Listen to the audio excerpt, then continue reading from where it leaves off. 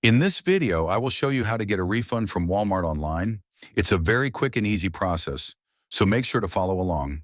You will be able to initiate a refund request and return any items that you have purchased on Walmart through the latest version of the Walmart mobile app.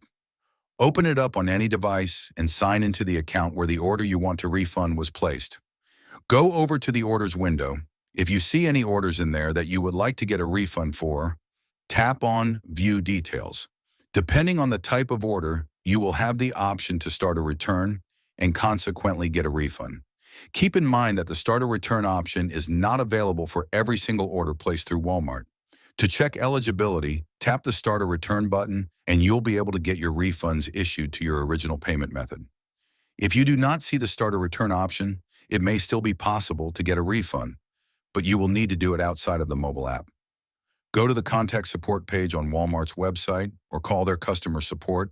Provide the order details and they will help process your return and issue a refund.